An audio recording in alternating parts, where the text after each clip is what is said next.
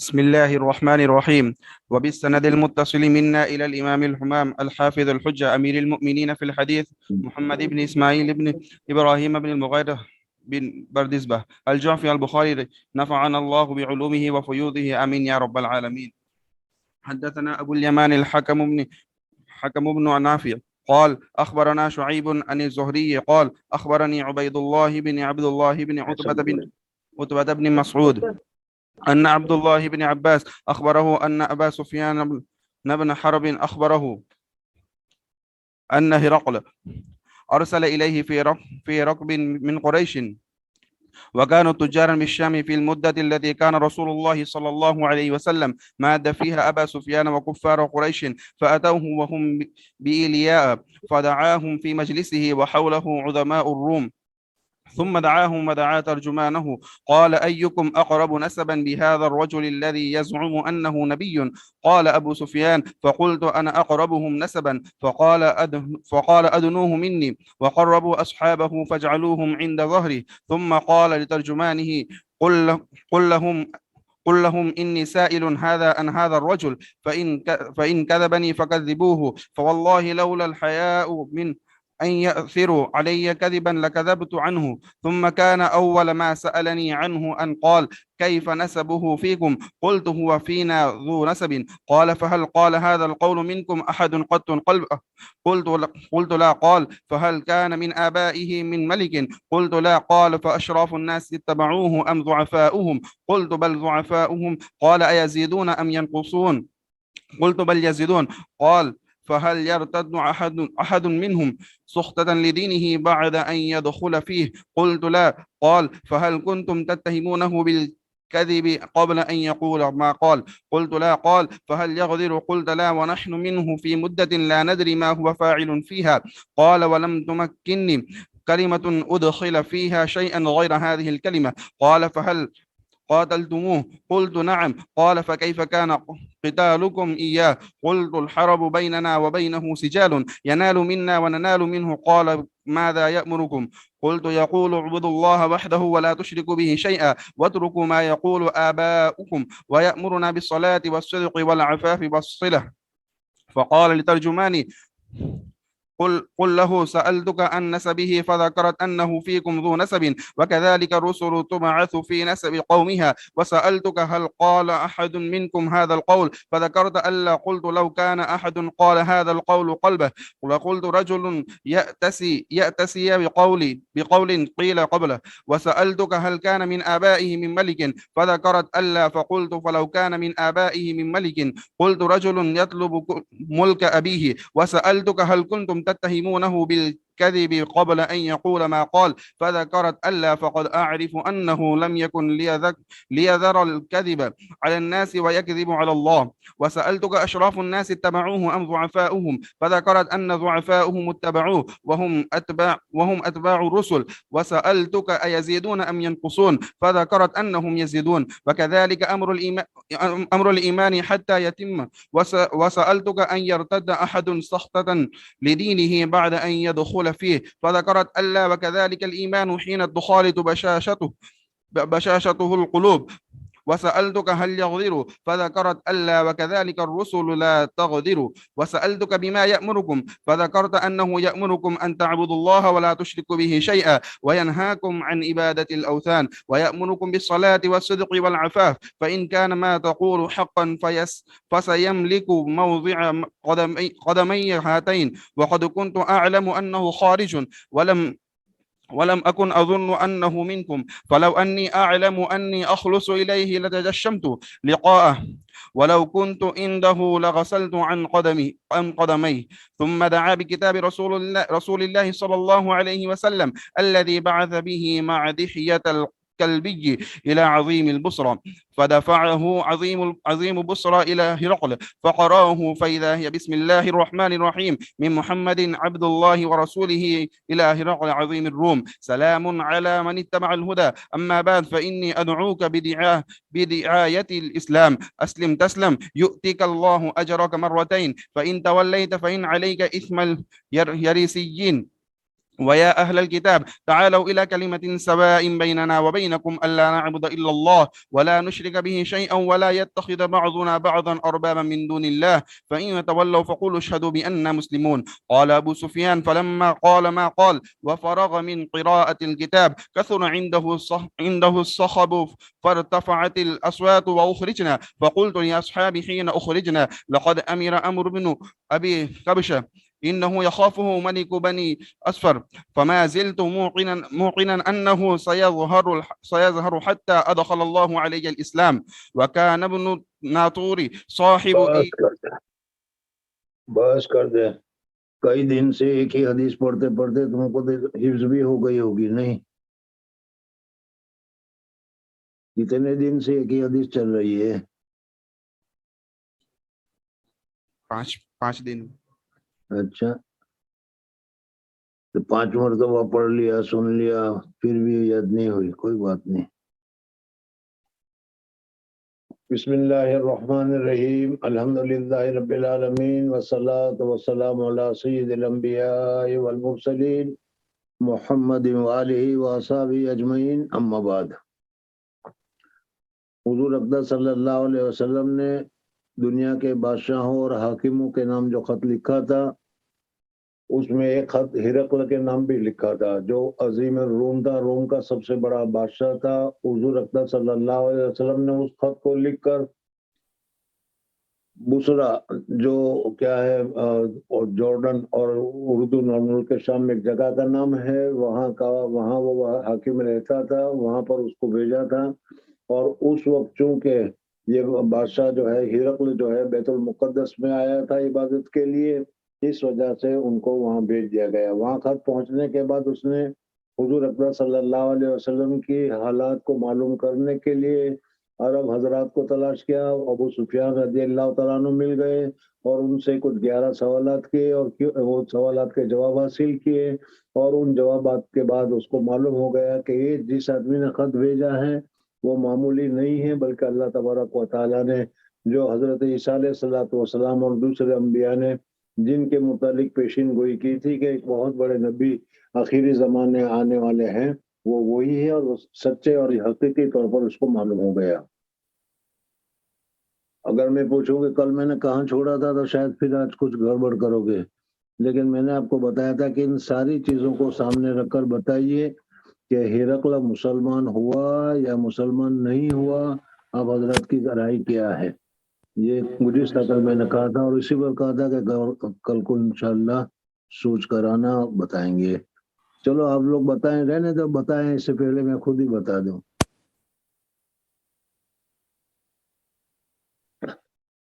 دیکھو 2 چیزیں الگ الگ ہے، ایک تو ہے جاننا اور دوسرا ہے ماننا. کسی چیز کے متعلق حقیقت حال کو اگر تم جانتے ہو تو ایک دوسری صورت ہے، اور اس کو تم مانتے ہو، اعتقاد کرتے ہو، اس کے اوپر بھروسہ کرتے ہو، تو اس صورت میں اس کو ماننا کہتے ہیں، اور یہ دوسری چیز ہے. حضرت ابو طالب حضرت علی رضی اللہ تعالیٰ عنہ کے والد، حضور اقدس صلی اللہ علیہ وسلم کے چچا، اور حضور اقدس صلی اللہ علیہ وسلم کے ساتھ بہت ہی زیادہ حضور اقدس صلی اللہ علیہ وسلم کی نصرت کرنے والے، مدد کرنے والے، اور حضور اقدس صلی اللہ علیہ وسلم کا ہر طرح سے ساتھ کرنے والے ابو طالب حضور صلی اللہ علیہ وسلم کے چچا میں یہ بہت ہی زیادہ حضور صلی اللہ علیہ وسلم کے ساتھ کیا ہے محبت بھی تھی، حضور صلی اللہ علیہ وسلم کے ساتھ تعلق بھی تھا. اور بہت سارے ایسے اشعار حضور اقدس صلی اللہ علیہ وسلم کی رسالت کے متعلق، حضور اقدس صلی اللہ علیہ وسلم کی خیر و برکت کے متعلق نازل ہوئے ہیں. لیکن انتقال کے وقت جب حضور اقدس صلی اللہ علیہ وسلم تشریف لے گئے اور ان کو کہا تو اس وقت انہوں نے کلمہ پڑھ کر حضور صلی اللہ علیہ وسلم کی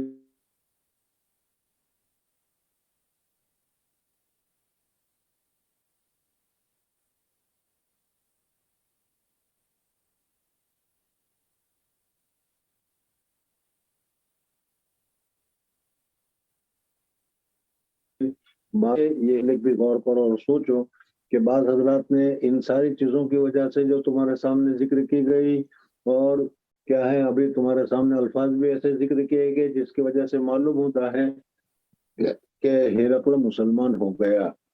لیکن علامہ عینی رحمۃ اللہ تعالیٰ علیہ وغیرہ کا خیال بھی یہی تھا کہ یہ مسلمان ہو گیا، لیکن جمہور فرماتے ہیں کہ ہرقل یہ جان گیا، علم تھا اس کو کہ حضور اکرم صلی اللہ علیہ وسلم سچے رسول ہیں، خاتم النبیین ہیں، اور آخری زمانے میں جو سب سے آخر میں نبی آنے والے ہیں وہ حضور اکرم صلی اللہ علیہ وسلم ہی ہیں۔ ہاں یہ بات یہ دوسری ہی، جیسا کہ اس نے خود کہا کہ میں سمجھتا تھا کہ وہ آئے گا، لیکن وہ تم جیسے کیا ہے بغیر کسی درجے کے لوگوں میں آئے گا یہ میرے خیال میں نہیں تھا۔ میں سمجھا تھا کہ کیا ہے کسی بڑے صاحب لوگوں میں، مالدار لوگوں میں، صاحب تہذیب تمدن والے لوگوں میں آئے گا، لیکن یہ تمہارے یہاں آ گئے ہیں۔ تو اس وجہ سے بعض حضرات کہتے ہیں کہ یہ ہرقل جو تھا وہ مسلمان تھا یا مسلمان ہو گیا، لیکن صحیح جواب یہ ہے جو جمہور فرماتے ہیں کہ وہ مسلمان نہیں ہوا۔ ہاں اس کو علم تھا، وہ سچی اچھے طریقے سے جانتا تھا، جیسے کہ آئندہ کل کے سبق میں بھی آئے گا کہ وہ جانتا تھا کہ یہ اللہ کے رسول ہیں، لیکن جاننا اور چیز ہے اور ماننا اور چیز ہے۔ اگر وہ مان لیتا اور حضور اکرم صلی اللہ علیہ وسلم کی دعوت کو وہ قبول کر لیتا تو پھر اس صورت میں اس کو ہم حضور اکرم صلی اللہ علیہ وسلم کی کیا ہے ایمان لانے والا اور حضور اکرم صلی اللہ علیہ وسلم کو رسول ماننے والا ہم اس کو تصور کرتے ہیں، لیکن یہ بات معلوم نہیں ہوئی۔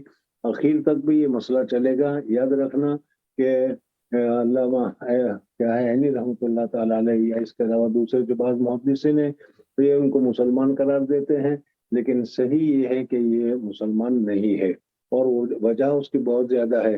ایک تو یہی جو ابھی تمہارے سامنے ذکر کیا گیا، دوسرا یہ ہے کہ غزوہ موتا میں جو حضرت جعفر طیار رضی اللہ تعالیٰ عنہ وغیرہ شہید ہوئے تھے اور جنگ ہوئی تھی، اس جنگ کے سلسلے میں بھی وہ اس ہرقل آیا تھا یا ہرقل نے ان لوگوں کو کیا ہے لڑنے کے لیے تیار کیا تھا، تو یہ حضور اکرم صلی اللہ علیہ وسلم کے ساتھ مقابلہ والی بات ہوئی۔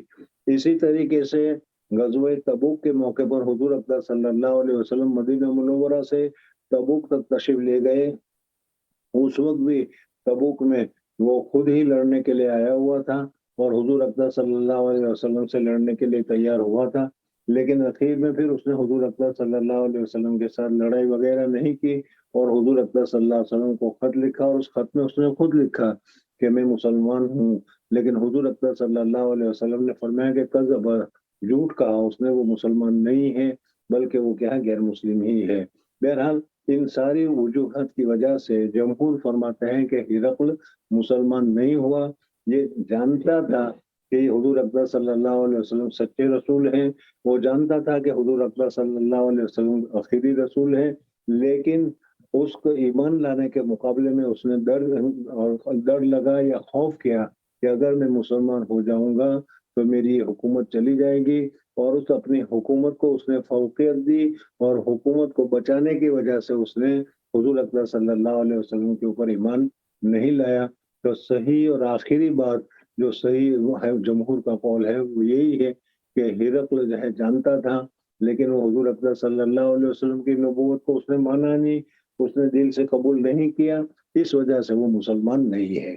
بہرحال درمیان میں ایک بات آ گئی، اس وجہ سے ابھی میں نے بتایا یہ اخیر میں بحث تو آگے آئے گی۔ اب حضور اکرم صلی اللہ علیہ وسلم کے متعلق جب اس نے ابو سفیان رضی اللہ تعالیٰ عنہ سے معلومات حاصل کر لی اور اس سن 11 کے 11 سوالات کے جوابات بھی اس نے دے دیے، اور یہ بھی اس کو اچھی طریقے سے معلوم ہو گیا کہ آخری رسول جو آنے والا تھا یہ یہی ہے جو اس وقت عرب میں آئے ہوئے ہیں، اس وجہ سے اس نے حضور اکرم صلی اللہ علیہ وسلم کے خط کو اب کیا بڑے اہتمام کے ساتھ کیا منگوایا اور منگوا کر پڑھنا شروع کیا۔ یہاں سے یہ سبق شروع ہو رہا ہے۔ ثم دعا بکتاب رسول اللہ صلی اللہ علیہ وسلم، پھر اس نے حضور اکرم صلی اللہ علیہ وسلم کا جو خط تھا جو حضرت دحیہ کلبی رضی اللہ تعالیٰ عنہ لے کر گئے تھے اور وہ بادشاہ کے پاس پہنچا تھا، وہ بھی اس نے خط کو کھولا بھی نہیں تھا، پڑھا بھی نہیں تھا، اس وجہ سے کہ وہ پہلے معلوم کرنا چاہتا تھا کہ یہ خط لکھنے والے آدمی کی پوزیشن کیا ہے، خط لکھنے والے آدمی کی حالت کیا ہے اور وہ کس قسم کا آدمی ہے، اس لیے اس نے یہ ساری تحقیقات وغیرہ کی۔ اور جب اس کو یہ معلوم ہو گیا کہ واقعی میں یہ بہت ہی زیادہ ہم بہت ہی زیادہ اونچے قسم کے لوگ ہیں اور یہ اللہ تبارک و تعالیٰ کا رسول ہیں، تو پھر اس نے خط میں کیا لکھا ہے اس مضمون کو جاننے کے لیے ثم دعا کہ بکتاب رسول اللہ صلی اللہ علیہ وسلم الذی بعث بہ ما دہیۃ القلبی، دہیہ قلبی رضی اللہ تعالیٰ عنہ کے ساتھ جو حضور اقدس صلی اللہ علیہ وسلم نے بھیجا تھا۔ پہلے میں نے بتایا تھا کہ حضور اقدس صلی اللہ علیہ وسلم نے خط لکھا، مہر لگائی، مہر لگانے کے بعد حضرت دہیہ قلبی رضی اللہ تعالیٰ عنہ جو کیا ہے حضور اقدس صلی اللہ علیہ وسلم کے صحابی ہیں اور بہت ہی زیادہ حسین اور بہت ہی زیادہ جمیل یہ صحابی تھے، اتنے حسین اور جمیل تھے کہ حضرت جبریل علیہ الصلوۃ والسلام بھی جب حضور اقدس صلی اللہ علیہ وسلم کے پاس وہی لے کر تشریف لاتے تھے تو بعض مرتبہ دہیہ قلبی رضی اللہ تعالیٰ عنہ کی شکل میں تشریف لایا کرتے تھے۔ تاریخ میں لکھا ہے کہ حضرت دہیہ قلبی اتنے حسین اور جمیل تھے کہ جب وہ باہر نکلتے تھے تو اپنے چہرے کے اوپر کپڑا ڈال دیا کرتے تھے اور ان کی خوبصورتی کو دیکھنے کے لیے عورتیں بھی باہر نکل آیا کرتی تھی۔ بہرحال حضرت دہیہ قلبی رضی اللہ تعالیٰ عنہ وہ خط لے کر ملک شام میں، یعنی جس کو آج کل جارڈن کہتے ہیں، وہاں پر جو بصرہ نامی ایک جگہ ہے وہاں پر یہ ان کا ہرقل کا جو گورنر تھا وہ وہاں پر رہا کرتا تھا، اس لیے اس کو خط پہنچا، اس کے پاس خط پہنچا تو اس نے بادشاہ کے پاس پہنچانے کے لیے، ہرقل کے پاس پہنچانے کے لیے، اس وقت چونکہ وہ ہرقل خود کیا ہے قسطنطنیہ سے یا رومن امپائر کی اپنی اصل جگہ سے چھوڑ کر بیت المقدس میں عبادت کے لیے آیا ہوا تھا، اس وجہ سے اس کے پاس بھیج دیا۔ جب اس کے پاس وہ خط پہنچا تو پھر اس صورت میں اس نے یہ ساری تحقیقات کی جو ابھی تمہارے سامنے گزری، اور جب تحقیقات وغیرہ ہو گئی تو پھر حضرت دہیہ قلبی رضی اللہ تعالیٰ عنہ جو خط لے کر گئے تھے، جو بصرہ، جو ان کا نام عظیم البصرہ، گورنر عظیم البصرہ کو بھیجا تھا اس نے ہرقل کی طرف۔ اب بادشاہ نے کہا کہ اس کو پڑھا جائے۔ بہرحال پوری پارلیمنٹ یا گورنمنٹ کیا ہے بیٹھی ہوئی ہے اور اس صورت میں جو ہرقل ہے وہ اور اس کے حکومت کے سارے کے سارے ذمہ داران، سارے کے سارے بڑے حضرات اور سب کے سب وہ بیٹھے ہوئے تھے، ان کے سامنے یہ خط پڑھا گیا۔ جب خط پڑھا گیا تو اس صورت میں ہرقل کا جو بھتیجا تھا وہ بھی اس مجلس میں موجود تھا۔ بہرحال یہ بڑے حضرات جو ہوا کرتے ہیں یا حکومت کے حضرات ہوا کرتے ہیں وہ اپنے آپ کو بہت بڑے سمجھتے ہیں اور اپنے آپ کو بہت ہی اونچے سمجھتے ہیں، اس وجہ سے ذرا سی بات پر ان کو اشکالات اور اعتراض وغیرہ ہونا شروع ہو جاتا ہے۔ خیر بہرحال اس بھتیجے کو بھی اشکالات اور اعتراض ہونے شروع ہوئے کہ یہ جس آدمی نے خط لکھا ہے اس نے اپنا نام پہلے کیوں لکھا، پھر اس کے بعد کیا ہے بادشاہ کو ملک الروم کیوں نہیں کہا، عظیم الروم کیوں کہا، اس قسم کے اس نے بہت سارے اعتراض بھی کیے۔ لیکن ہرقل جو تھا وہ جانتا تھا کہ یہ آدمی جو ہے وہ رسول ہیں اور یہ رسول پاک صلی اللہ علیہ وسلم کا خط ہے، اس وجہ سے اس نے اپنے بھتیجے کو ڈانٹ دیا اور اس کو روک دیا اور کہا کہ اس قسم کی کوئی چیزیں مت کر۔ بہرحال مخالفتیں ہوئی لیکن اس ساری مخالفتوں کو چھوڑ کر حضور اقدس صلی اللہ علیہ وسلم کو خط کو پڑھا گیا۔ اب یہاں سے آج کے سبق میں حضور اقدس صلی اللہ علیہ وسلم کا جو خط تھا وہ لکھا گیا تھا وہ آج پڑھا جا رہا ہے۔ میں نے پہلے بھی بتایا تھا کہ حضور اقدس صلی اللہ علیہ وسلم نے ملک الروم، عظیم الروم، رومن امپائر کے اوپر، ہرقل کے اوپر خط لکھا تھا، اور پھر اس کے بعد اس خط کی پوری تفصیلات ابھی 4-5 دن سے تمہارے سامنے چل رہی ہے۔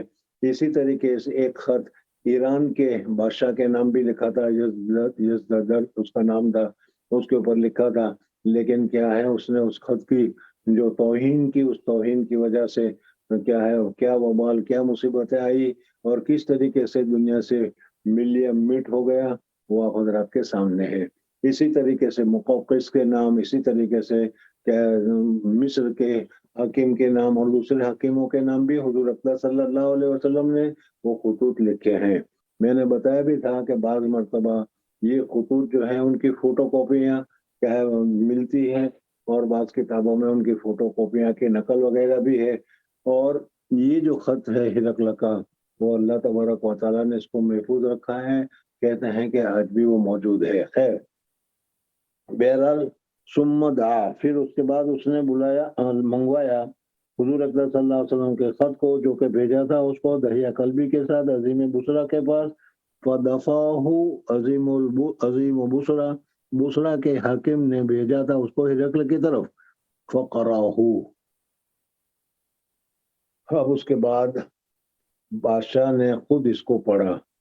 اب یہاں پر قرأہ کے مطابق آپ کہہ رہے تھے کہ بادشاہ عربی نہیں جانتا، پھر اس نے پڑھا کس طریقے سے، تو دو قول یہاں فقرأہ کی ضمیر کے لوٹانے میں ہے کہ بادشاہ نے اس کو پڑھنا شروع کیا، تو اس صورت میں ہو سکتا ہے کہ بادشاہ کو اتنا پڑھنا معلوم ہو یا جانتا ہو، جیسا کہ ابھی بتایا جائے گا کہ وہ کیا بہت ہی بڑا زبردست عالم بھی تھا، انگوٹھا چھاپ نہیں تھا، اس وجہ سے ہو سکتا ہے کہ وہ عربی پڑھ سکتا ہو یا اس نے پڑھا ہو۔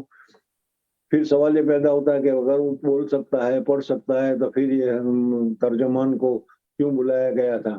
بہرحال اس وجہ سے صحیح جواب یہ ہے جو میں نے تمہیں پہلے پوچھا تھا اور تم نے جواب دیا تھا کہ تاج محل کس نے بنایا؟ معلوم نہیں جی، شاہجہاں نے شاہجہاں نے، اچھا، کتنی اینٹیں اس نے اٹھائی تھی؟ کتنے تغارے اس نے ریتی کے اٹھائے تھے؟ لیکن چونکہ اس کے حکم سے بنایا گیا تھا اس وجہ سے اس کی طرف منسوب کیا گیا، تو اسی طریقے سے مجازن بھی چونکہ اس کے حکم سے پڑھا گیا تھا، اس کے حکم سے ترجمہ کیا گیا، اس وجہ سے اس کی طرف منسوب کر کے کہا گیا فقرأہ۔ جب اس نے پڑھنا شروع کیا تو اس میں تھا بسم اللہ الرحمن الرحیم۔ حضور اکرم صلی اللہ علیہ وسلم کا یہ مکتوب گرامی ہے، اور حضور اکرم صلی اللہ علیہ وسلم جب بھی کوئی خط وغیرہ لکھتے تھے تو اس سے پہلے بسم اللہ الرحمن الرحیم لکھتے تھے، اور بسم اللہ الرحمن الرحیم کو کیا ہے تشریح اور تحقیق اس سے پہلے تمہارے سامنے گزری ہوگی، اور اس صورت میں میں نے بتایا بھی تھا کہ بیضاوی پڑھ رہے ہو، بیضاوی میں اس کے ہر لفظ کی پوری تحقیق اور تشریح موجود ہے، اس وجہ سے اس وقت اس کی ضرورت نہیں ہے۔ بہرحال حضور اکرم صلی اللہ علیہ وسلم خط لکھتے تھے تو اس میں سب سے پہلے اللہ تبارک و تعالیٰ کے نام سے شروع کرتے تھے۔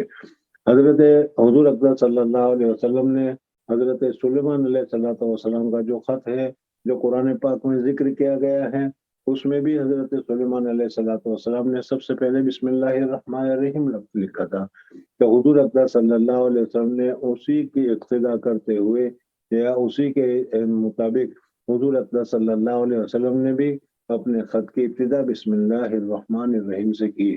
صلح حدیبیہ کے موقع پر جب وہ پوری تفصیلات تمہارے سامنے آئے گی، اور اس وقت جو صلح حدیبیہ کا مسودہ اور دستاویز جو لکھا جا رہا تھا، اس وقت بھی حضور اکرم صلی اللہ علیہ وسلم نے بسم اللہ الرحمن الرحیم ہی لکھا تھا، لیکن پھر کفار نے اس کے اوپر اشکال کیا، اور اشکال کرنے کے بعد کہا کہ ہم اللہ کو جانتے ہیں لیکن رحمان کون ہے وہ ہمیں نہیں معلوم، رحیم کون ہے ہمیں نہیں معلوم، اس وجہ سے بسم اللہ الرحمن الرحیم کو نہ لکھا جائے اور بسمہ تعالی شانہ یا بسم اللہ کے ذریعے سے لکھا جائے، چنانچہ اس کو پھر اس طریقے سے لکھا گیا ان کی مخالفت کی وجہ سے۔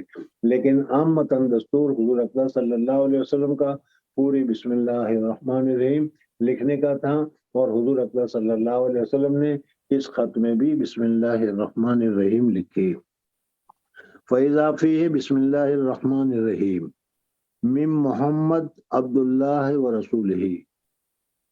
یہاں پر ایک بحث اور ایک بات یہ ہے کہ جب تم خط لکھو تو مکتوب الیہ جس کی طرف خط لکھا جا رہا ہے اس کا نام پہلے لکھنا چاہیے یا کاتب کا نام سب سے پہلے لکھنا چاہیے، تو اس میں دونوں طریقے ذکر کیے جاتے ہیں۔ حضور اکرم صلی اللہ علیہ وسلم نے اپنا نام سب سے پہلے لکھا، من محمد، محمد کی طرف سے یہ خط ہے جو لکھا جا رہا ہے، تو معلوم ہوا کہ کاتب کی طرف سے پہلا نام کاتب کا لکھا جائے گا، اور حضور اکرم صلی اللہ علیہ وسلم نے سب سے پہلے اپنا نام لکھا۔ اور اسی طریقے سے دوسرا جو طریقہ ہے کہ جس کی طرف خط لکھا جاتا ہے اس کا نام پہلے لکھا جاتا ہے، اور یہ بھی جائز ہے، یہ بھی درست ہے، اور اس طریقے سے بھی صحابہ کرام رضوان اللہ تعالی علیہ مجمعین سے نقل کیا گیا ہے کہ وہ مکتوب علیہ کا پہلے نام لکھتے ہیں۔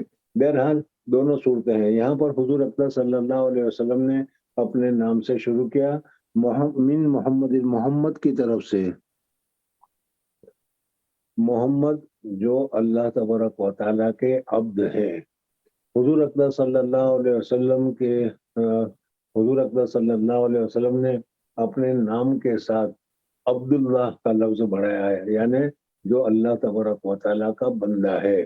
دوسرے لفظ میں عبدیت جس کو کہتے ہیں، بندگی، غلامی، ہمارے لیے سب سے بڑی سعادت اور نبیوں کے لیے بھی سب سے بڑی سعادت یہی ہوتی ہے کہ وہ اپنے آپ کو اللہ تبارک و تعالیٰ کا عبد، اللہ تبارک و تعالیٰ کو اپنا غلام اور اللہ تبارک و تعالیٰ کی عبادت کرنے والے اپنے آپ کو شمار کرتے ہیں۔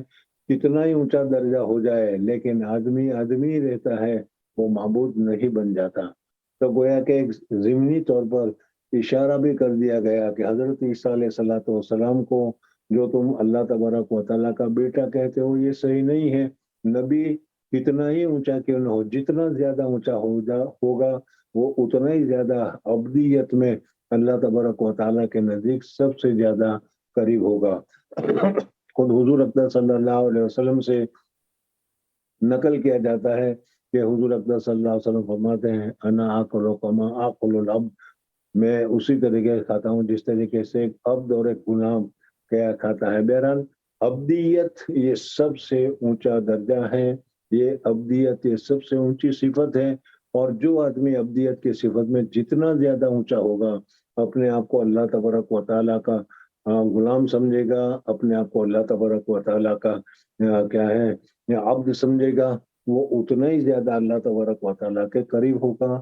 اور حضور اقدس صلی اللہ علیہ وسلم سب سے زیادہ اونچے رسول تھے، اور یہ عبدیت رسولوں میں سب سے زیادہ ہوتی ہے، اور حضور اقدس صلی اللہ علیہ وسلم رسولوں میں سب سے اونچے درجے پر تھے، اس وجہ سے آپ کی عبدیت بھی سب سے اونچے درجے پر تھی۔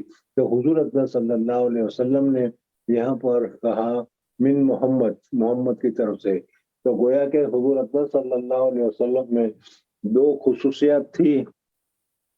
ایک خصوصیت تو عبدیت کی، جس کے متعلق میں نے جیسا کہ ابھی ذکر کیا کہ بندگی اور غلامی اور اللہ تبارک و تعالیٰ کا بندہ ہونا، اللہ تبارک و تعالیٰ کا غلام ہونا، یہ تمام وہ لوگ جو اللہ تبارک و تعالیٰ کے اوپر ایمان لاتے ہیں، اور جو بھی اللہ تبارک و تعالیٰ کے اوپر ایمان لائے گا وہ اپنے آپ کو اللہ کا بندہ، اپنے آپ کو اللہ کا غلام اور اللہ تبارک و تعالیٰ کو اپنا مولا، اللہ تبارک و تعالیٰ کو اپنا مالک مانے گا۔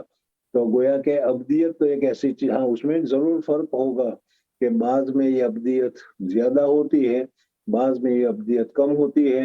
انبیاء اور رسول میں یہ عبدیت کا معاملہ بہت ہی زیادہ ہوتا ہے۔ نبی کتنے ہی اونچے درجے پر پہنچ جائے، جیسے حضرت عیسیٰ علیہ الصلوۃ والسلام کیا ہے پھونک مار کر مٹی کے کھلونوں کو زندہ کر کے اڑا دیا کرتے تھے وغیرہ وغیرہ۔ تو اس طریقے سے اتنا سب ہونے کے باوجود کبھی وہ اپنے آپ کو خدا یا کبھی اپنے آپ کو خدا کا برابر نہیں سمجھتا۔ تو یہ عبدیت سب سے زیادہ انبیاء میں ہوتی ہے، اور حضور اقدس صلی اللہ علیہ وسلم سب سے زیادہ اونچے رسول تھے، اس وجہ سے حضور اقدس صلی اللہ علیہ وسلم میں عبدیت اور کیا ہے غلامی اللہ تبارک و تعالیٰ کی سب سے زیادہ تھی۔ بہرحال حضرت اقدس تھانوی رحمۃ اللہ تعالیٰ علیہ کے متعلق بھی پڑھا ہے کہ ان کی جو مواعظ تھی، جو وعظ اور نصیحت وہ کیا کرتے تھے، اس وعظ اور نصیحت کو لکھنے کا اہتمام کیا گیا، اور پھر ان وعظ اور نصیحتوں کو طبع بھی کیا گیا، چھپایا بھی گیا۔ جب چھپایا گیا تو اس وقت ان وعظوں کا نام رکھنے کا مسئلہ پیش آیا، تو پھر اس وقت حضرت اقدس تھانوی رحمۃ اللہ تعالیٰ علیہ نے جو بات بتائی تھی، اس بات کے اعتبار سے جو اسی میں نے بتایا، اسی کی تائید میں کہ انہوں نے اپنی ساری کے ساری وعظ اور نصیحتوں کو دعوات عبدیت، عبدیت کی دعوت کے نام سے اس کو ذکر کیا۔ خیر کہنے کا مقصد یہ ہے کہ آدمی کو عبدیت ہی اختیار کرنی چاہیے، بندگی ہی اختیار کرنی چاہیے، اپنے آپ کو اللہ تبارک و تعالیٰ کا غلام سمجھنا چاہیے، اپنے آپ کو اللہ تبارک و تعالیٰ کا عبد سمجھنا چاہیے، اور اس سے زیادہ اوپر کی چیزوں کی طرف متوجہ نہیں ہونا چاہیے. تو حضور اکرم صلی اللہ علیہ وسلم کو اللہ تبارک و تعالیٰ نے جو نعمتیں دی تھی اس نعمت میں سے ایک ابدیت تھی اور دوسری ایک تھی رسالت. اور رسالت کے لیے میں نے کل بتایا تھا تمہیں ایک ایسا عہدہ ہے کہ اللہ جل جلالہ ومن والہ جس کو عطا فرماتے ہیں وہی رسول بن سکتا ہے. اللہ تبارک و تعالیٰ جس کو مقرر کریں وہی آدمی نبی بن سکتا ہے. یہ نعمت رسالت اور ابدیت کسبی نہیں ہے بلکہ وہبی ہے. اللہ تبارک و تعالیٰ کے دینے سے ہی ملتی ہے.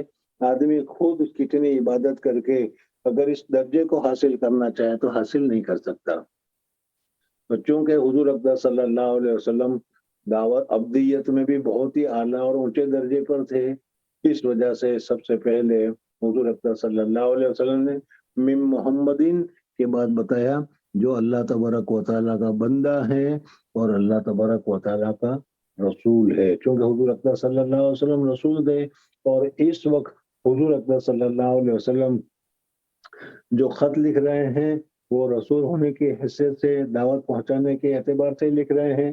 اس وجہ سے حضور اکرم صلی اللہ علیہ وسلم نے من محمد عبداللہ و رسول ہی کہا. تو دو باتیں یہاں ہو گئی. عبداللہ کو پہلے کیوں ذکر کیا, رسول کو بعد میں ذکر کیا. پھر حضور صلی اللہ علیہ وسلم نے کیا ہے پہلے اپنا نام لکھا, مکتوب الیہ کا نام نہیں لکھا. تو کیا کرنا چاہیے, کیا بحث ہے وہ تمہارے سامنے گزر گئی. پھر اس کے بعد لکھا الی ہرقل عظیم الروم. حضور اکرم صلی اللہ علیہ وسلم نے ہرقل کا نام بعد میں لکھا. ان کا بھتیجا جو تھا ہرقل کا, جب اس نے یہ سنا تو وہ غصے ہو گیا اور غصے ہو کر اس نے خط کو لے بھی لیا اور پڑھنے نہیں دیا. ہرقل نے اس بھتیجے کو ڈانٹ دیا اور پوچھا کیا بات ہے. کہا کہ انہوں نے اپنا نام محمد عبداللہ و رسولی پہلے لکھا ہے, آپ کا نام بعد میں لکھا ہے. حالانکہ آپ کا نام پہلے لکھا جانا چاہیے تھا, لیکن کیا ہے اس نے اپنا نام لکھا. بادشاہ نے اس کو ڈانٹا اور کہا کہ اس میں کیا خط لکھا ہے, کیا مضمون ہے, اس مضمون کو جانے بغیر ہم اس خط کو کیسے چھوڑ دیں. اس وجہ سے اس خط کو پڑھا جائے گا اور اس کو سنا جائے گا. سننا چاہیے, تمہیں بھی سننا چاہیے. اس وجہ سے بھی جیسا کہ بادشاہ کو یقین ہو گیا تھا کہ اللہ تبارک و تعالیٰ کا رسول ہے. جب اللہ تبارک و تعالیٰ کا رسول ہے تو اس نے کہا کہ رسول زیادہ حقدار ہے کہ وہ اپنے نام کو پہلے ذکر کرے. اس وجہ سے حضور صلی اللہ علیہ وسلم نے من محمد عبداللہ و رسول ہی لکھا ہے, تو کوئی حرج کی بات نہیں ہے. پھر اس کے بعد ہرقل کا نام لکھا الی ہرقل, ہرقل کی طرف. اب اس کے بعد ہرقل کے جو کیا ہے خطاب ہے وہ ذکر کیا ہے یہاں پر, عظیم الروم. بھتیجا پھر غصے ہو گیا کہ دیکھو اس نے آپ کو عظیم الروم, روم کی بہت ہی زیادہ بڑی شخصیت یہ لکھا ہے. روم کا بادشاہ یا روم کا ملک, ملک الروم وغیرہ کا لفظ نہیں لکھا ہے, یہ آپ کی توہین ہے. اس پر بھی اس نے یہ کہا کہ یہ رسول کا خط ہے, اگر وہ واقع میں رسول ہے تو اس کو لکھنے کا حق ہے, اس لیے کہ اس کا درجہ بڑا ہے. اور دوسری بات یہ ہے کہ ملک اور بادشاہ, یہ ملک اور بادشاہت یہ تو اللہ تبارک و تعالیٰ کی طرف سے دی جائیں توہی اس صورت میں وہ صحیح معنی میں بادشاہ یا صحیح معنی میں کیا ہے حاکم قرار دیا جاتا ہے. ان لوگوں نے تو اپنے طور پر کر لیا تھا. حضور اکرم صلی اللہ علیہ وسلم نے یا اللہ تبارک و تعالیٰ نے ان کو متعین نہیں کیا تھا. اس وجہ سے یہ کیا ہے حضور اکرم صلی اللہ علیہ وسلم نے اس کو عظیم الروم کہا. دوسری بات یہ بھی یاد رکھو کہ دیکھو سامنے والا جو ہے اس سامنے والے کو, میری والدہ بھی کہا کرتی تھی کہ کانے کو کانا مت کہو, سمجھے. کانے کو کانا کہو گے تو اس کو اور زیادہ غصہ آ جائے گا, اور زیادہ نفرت پیدا ہو جائے گی, اور زیادہ اس کو برا لگے گی. ہے تو حقیقت وہ کانا ہے. کالے کو کالا مت کہو, وہ کالا تو ہے ہی, لیکن کیا ہے اس قسم کے الفاظ کہو کہ جس کی وجہ سے اس کے دل میں نفرت پیدا نہ ہو. کہا کہ وہ ایک آنکھ سے دیکھتا ہے, وہ کانا بھی ایک آنکھ سے دیکھتا ہے, ویسے بھی ایک آنکھ سے دیکھتا ہے, لیکن اس کو کیا کانے کو کانا مت کہو. تو اس طریقے سے حضور اکرم صلی اللہ علیہ وسلم نے یہ ہرقل جو تھا وہ حقیقی اعتبار سے اللہ تبارک و تعالیٰ کی طرف سے مقرر کردہ حاکم نہیں تھا، اللہ تبارک و تعالیٰ کی طرف سے مقرر کردہ بادشاہ نہیں تھا، بادشاہ کا عہدہ خود ہی اس نے اپنے آپ لے لیا تھا، لیکن اس کے باوجود حضور اکرم صلی اللہ علیہ وسلم نے جو طریقہ اختیار کیا کہ سامنے والے میں اگر کوئی خیر ہے، سامنے والے میں اگر کوئی اونچی بات ہے تو اس اونچی بات کو مد نظر رکھ کر اس کو عظیم الروم کہنا، روم کی عظمت والا ہے، روم کی بڑی شخصیت والا کہنا یہ درست ہے، تاکہ اس کے دل میں ایک قسم کی لطافت اور نرمی پیدا ہو اور اس صورت میں زیادہ مخالفت وغیرہ نہ ہو۔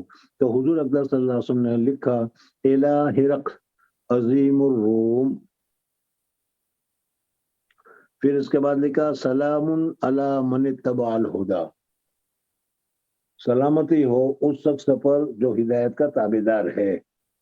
اب یہاں پر ایک بحث پہلے حضور اکرم صلی اللہ علیہ وسلم نے اس کے لیے کہا کہ جو ہدایت کا تابعدار ہے، جو ہدایت کا متبع ہے، جو ہدایت حاصل کرنے والے ہیں، ان لوگوں کے اوپر اللہ تبارک و تعالیٰ کی سلامتی ہو۔ سلام کرنا اور کہے مسلمان کافروں کو سلام کرے، کافر مسلمانوں کو سلام کرے، غیر مسلم مسلمان کو سلام کرے، تو اس صورت میں کیا حکم ہے؟ اس میں حضرت امام ابو حنیفہ رحمۃ اللہ تعالیٰ علیہ وغیرہ کے نزدیک بھی یہ کہتے ہیں کہ مسلمان کا درجہ اونچا ہے، اس وجہ سے مسلمان کو غیر مسلمین کو سلام نہیں کرنا چاہیے۔ سلام کرنا ایک قسم کا اعزاز ہے، احترام ہے، عزت دینا ہے، اور غیر مسلموں کو عزت نہیں دینی چاہیے۔ ہاں وہ اگر سلام کرے تو پھر اس کا جواب دیا جا سکتا ہے ہدایت اللہ کے ذریعے سے یا کسی اور ذریعے سے۔ بہرحال اس مسئلے میں اختلاف ہے کہ کافر اور مشرک کو، کافر کو سلام کرنا جائز ہے یا نہیں ہے۔ حضور اکرم صلی اللہ علیہ وسلم نے یہاں جو الفاظ ذکر کیے ہیں اس میں یہ ہے کہ جو ہدایت کے طالب ہیں، جو ہدایت کے چاہنے والے ہیں، جو ہدایت کو ماننے والے ہیں، السلام علی من اتبع الہدی، جو ہدایت کے طالبان نہیں ہیں اس کے لیے سلام نہیں ہے۔ تو حضور اکرم صلی اللہ علیہ وسلم نے فرمایا کہ السلام علی من اتبع الہدی، سلام علی من اتبع الہدی، پھر اس کے بعد حضور اکرم صلی اللہ علیہ وسلم نے اما بعد کا لفظ استعمال فرمایا۔ اما بعد آپ حضرات نے خطبہ وغیرہ کے درمیان جب خطبہ وغیرہ پڑھتے ہیں درمیان میں اس کو اما بعد کا لفظ کہتے ہیں۔ امام بخاری رحمۃ اللہ تعالی علیہ مستقلاً آگے اما بعد کے ثبوت میں، اما بعد کے کہنے میں مستقلاً باب قائم کریں گے اور اس کو بتائیں گے۔ بہرحال سب سے پہلے اما بعد کس نے کہا تھا اس کے متعلق 5 یا 6 قول نقل کیے جاتے ہیں۔ بہرحال حضرت داؤد علیہ الصلوۃ والسلام نے سب سے پہلے اما بعد کہا، یا ان کے علاوہ سبحان واحد جو بہت بڑا فصیح گزرا ہے اس نے کہا۔ بہرحال حضور اکرم صلی اللہ علیہ وسلم بھی خطبہ وغیرہ میں اما بعد کا لفظ استعمال فرماتے تھے۔ یہاں پر بھی حضور اکرم صلی اللہ علیہ وسلم نے خط میں کیا ہے اما بعد کا لفظ استعمال فرمایا ہے، اور پھر اس کے بعد حضور اکرم صلی اللہ علیہ وسلم نے جو اصل مقصود ہے، جو اصل بات ہے، اس کی حضور اکرم صلی اللہ علیہ وسلم نے دعوت دی ہے، اور یہ فرمایا ہے کہ فَإِنِّي أَدْعُوكَ بِدَعَايَةِ الْإِسْلَامِ، میں تم کو اسلام کی دعوت دیتا ہوں۔ اسلام یہ سلامتی والا مذہب جس میں سلامتی ہے، سلامتی کا دعوت دیتا ہوں۔ اسلم تسلم، اسلام لے آؤ سلامت رہو گے۔ حضور اکرم صلی اللہ علیہ وسلم نے سب سے پہلے اس کو اسلام کی دعوت دی، وحدانیت کی دعوت دی، اور تمام انبیاء، میں نے پہلے بھی بتایا تھا کہ تمام انبیاء جو ہے وہ وحدانیت ہی کی دعوت لے کر آئے تھے۔ سب کی دعوت کا مدعا ایک ہی تھا، لا الہ الا اللہ، اللہ تبارک و تعالیٰ کے علاوہ کوئی عبادت کے لائق نہیں ہے، اللہ تبارک و تعالیٰ کے علاوہ کوئی معبود اور ہم لائق نہیں ہے، لا الہ الا اللہ۔ تو حضور اکرم صلی اللہ علیہ وسلم نے بھی اس کو یہی دعوت دی کہ ایک خدا کی عبادت کرو اور ایک خدا کو مانو۔ ادعوک بدعایت الاسلام اسلم، حضور اکرم صلی اللہ علیہ وسلم نے جو الفاظ بیان فرمائے، اسلام لے آؤ سلامت رہو گے۔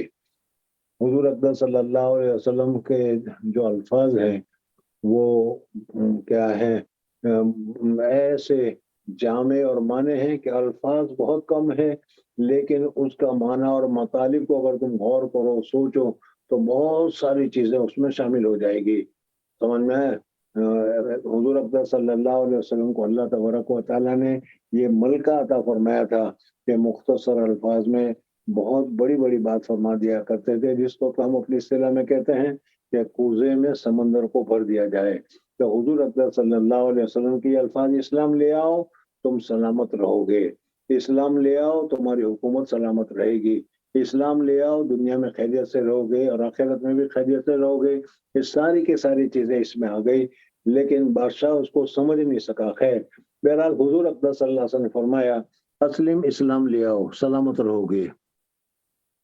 پھر دوسری بات حضور اقدس صلی اللہ علیہ وسلم نے فرمائی یوتیک اللہ اجرک مرتین، اللہ تبارک و تعالیٰ تم کو ڈبل ثواب عطا فرمائے گا، اللہ تبارک و تعالیٰ تمہیں دوہرا اجر، دوہرا ثواب عطا فرمائے گا.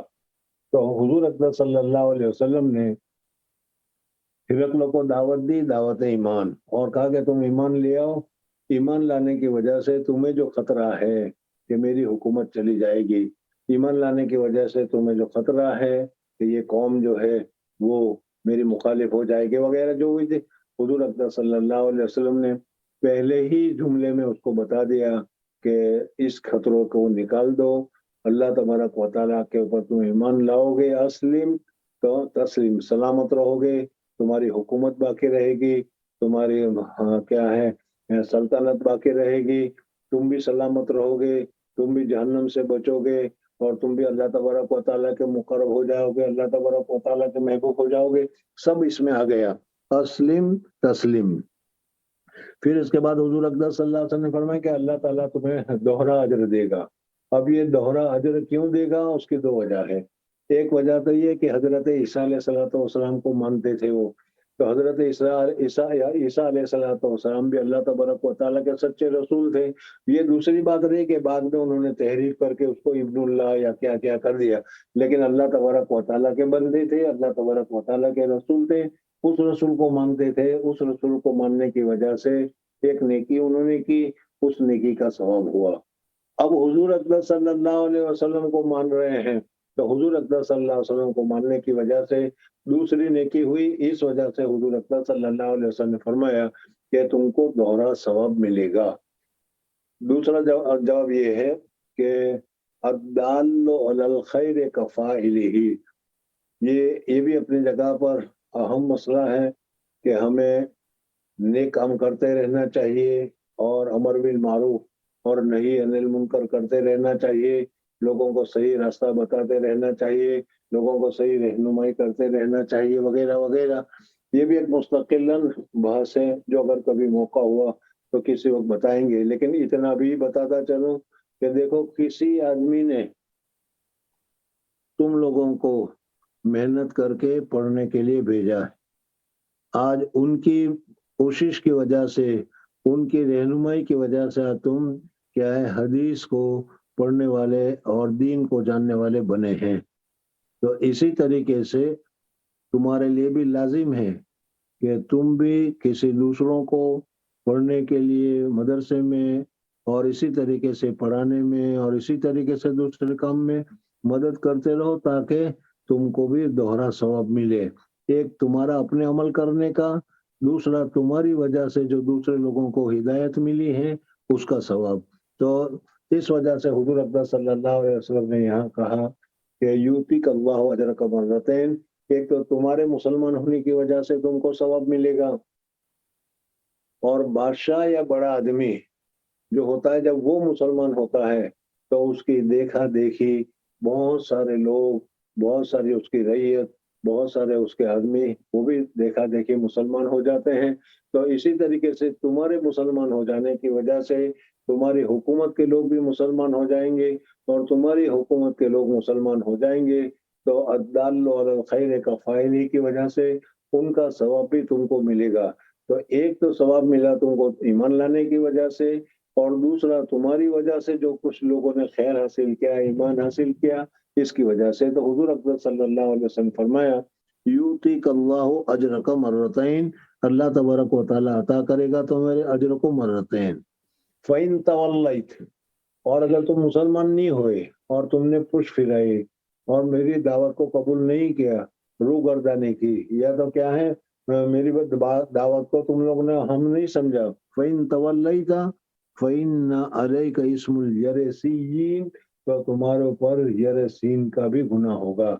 यानी एक तो तुमने बात नहीं मानी, और फिर तुमने नहीं मानी इस वजह से तुम्हारी उम्मत, तुम्हारी कौम वो भी बात को नहीं मानती है, इस वजह से वो भी हिदायत से बेबहरा रही, हिदायत से अलग रही, इस वजह से उसका गुनाह भी तुम्हारे ऊपर होगा। इस्मुल यरसीन, यरसीन के माने आते हैं काश्तकार के, खेड़ूत के, और क्या है खेती काम के करने वालों के लिए। चूंकि ये जो क्या है बादशाह जो था, उस बादशाह के मानने वाले क्या है वो काश्तकार किस्म के लोग थे। इस वजह से हुजूर अकबर सल्लल्लाहु अलैहि वसल्लम ने कहा कि अगर तुम इस्लाम ले आओगे तो तुम्हें दोहरा सवाब मिलेगा, और अगर तुम इस्लाम नहीं लाओगे तो इस्लाम न लाने का गुनाह तो तुम्हारे ऊपर अपना ही होगा। लेकिन तुम्हारी वजह से भी बहुत सारे लोग इस्लाम लाने से रुक जाएंगे, और क्या है उनकी वजह से भी क्या है वो हिदायत से महरूम हो जाएंगे, तो तुम्हारी वजह से हिदायत से महरूम हो जाएंगे, इस वजह से उनका गुनाह भी तुम्हारे ऊपर होगा। बिस्मिल्लाह, यहाँ पर यरीसीन, इस्मुल यरीसीन। और फिर उसके बाद हुजूर अकबर सल्लल्लाहु अलैहि वसल्लम ने कुरान पाक की आयत जो भी तुम्हारे सामने आ रही है वो लिखी। इसमें एक बहुत लंबी बहस है कि हुजूर अकबर सल्लल्लाहु अलैहि वसल्लम ने कुरान पाक की आयत जो लिखी, वो आयत ये मैंने अभी तुम्हारे सामने बताया था कि हुजूर अकबर सल्लल्लाहु अलैहि वसल्लम ने खत लिखा, वो सन हिजरी 6 में सुलह हुदैबिया के बाद जब मुहर्रम आया तो मुहर्रम में लिखा गया था। और ये आयत जो नाजिल हुई है वो हफ्ते नजरान जब आया था उस वक्त नाजिल हुई थी, तो वो सन हिजरी 9 में नाजिल हुई थी। तो सन हिजरी 9 में जो आयत नाजिल हुई, हुजूर अकबर सल्लल्लाहु अलैहि वसल्लम ने उसको यहाँ पर कैसे जिक्र कर दिया, एक सवाल। दूसरा सवाल ये है कि कुरान पाक में वाव का लफ्ज नहीं है जैसे यहाँ पर है वया अहलल किताब, बल्कि वहां तो या अहलल किताब ही से है, तो फिर उस सूरत में वाव कहाँ से मजीद आ गया। बहरहाल इस किस्म की बहसें यहाँ पर जिक्र की जाती है, लेकिन जवाब ये है कि हुजूर अकबर सल्लल्लाहु अलैहि वसल्लम ने कुरान पाक की आयत हिरकल को लिखी। यहाँ पर पहला मसला तो ये है कि गैर मुस्लिमों को कुरान पाक या कुरान पाक की आयत वगैरह लिख कर देना जायज है या लिख कर देना जायज नहीं है, इस मसले में इख्तलाफ है। बहरहाल बाज़ हजरत तो मना करते हैं और बाज़ हजरत कहते हैं कि जायज है। अहनाफ कहते हैं कि अगर सामने वाला कुरान पाक का एहतराम करने वाला हो, कुरान पाक का अदब करने वाला हो, पाक हो, तो फिर उस सूरत में अगर उसको दिया जाए तो ये देना जायज और दुरुस्त है। इस वजह से यहाँ पर ये मसला भी खत्म हो गया कि किसी गैर मुस्लिम को कुरान पाक अगर वो मांग रहा है तो देना चाहिए या नहीं, या दारुल हरब में कुरान पाक को ले जाना जायज है या नहीं है। तो उसका जवाब ये हो गया कि अगर हमें मालूम है कि ये आदमी जो है तलब रखता है, कुरान पाक को पढ़ना चाहता है, कुरान पाक को देखना चाहता है, और पाकी के जो का अहकामात है उस अहकामात की वो रियायत करेगा, कुरान पाक का एहतराम करेगा, कुरान पाक की बेहुरमती नहीं करेगा, कुरान पाक की बेइज्जती नहीं करेगा, और अगर वो मांग रहा है तो सूरत में देना जायज और दुरुस्त है। हुजूर अकबर सल्लल्लाहु अलैहि वसल्लम ने हिरकल को और इसी तरीके से मुशरिकीन को जो खुतूत लिखे थे उस खुतूत में कुरान पाक की आयत को लिखा था। तो मालूम हुआ कि कुरान पाक की आयतों को अगर क्या है लिखना चाहे ये लिख सकते हैं, देना चाहे तो ये दे सकते हैं। बहरहाल हुजूर अकबर दूसरा जवाब ये है कि अगर ये आयत क्या है वक्त नजरान के वक्त नाजिल हुई है, 9वीं सदी 9वीं ईस्वी में 9वीं हिजरी में नाजिल हुई है, तो फिर उस सूरत में उसका जवाब ये है कि हो सकता है कि हुजूर अकबर सल्लल्लाहु अलैहि वसल्लम पर एक ही आयत 2 मरतबा नाजिल हुई हो, पहले नाजिल हुई हो सन हिजरी 6 से पहले, इस वजह से हुजूर अकबर सल्लल्लाहु अलैहि वसल्लम ने उस आयत को यहाँ पर जिक्र किया, या फिर दूसरी मरतबा आयत नाजिल हुई हो वक्त नजरान के वक्त में सन हिजरी 9 में, तो फिर उस सूरत में ये इश्काल भी खत्म हो गया। या दूसरा जवाब ये है कि हो सकता है हुजूर अकबर सल्लल्लाहु अलैहि वसल्लम पर आयत नाजिल नहीं हुई हो, लेकिन हुजूर अकबर सल्लल्लाहु अलैहि वसल्लम का क़ल्ब मुबारक था। उस क़ल्ब मुबारक से हुजूर अकबर सल्लल्लाहु अलैहि वसल्लम ने जो अल्फाज जिक्र किए, अल्लाह तबारक व तआला ने बाद में उन्हीं अल्फाज को वही के जरिए से वही की सूरत बनाकर उसको नाजिल फरमाया हो, तो ये भी हो सकता है। जैसे बहुत सारे ऐसे वाक़यात हैं, हज़रत उमर फारूक रज़ियल्लाहु तआला मुवाफ़क़ात उमर में कि उन्होंने जो कहा बे नहीं उसी तरीके से अल्लाह तबारक व तआला ने वत्तख़िज़ू मक़ाम इब्राहीम मुसल्ला वगैरह में जिक्र किया, तो इस तरीके से ये भी हो सकता है। खैर, बहरहाल कुरान पाक की आयत है,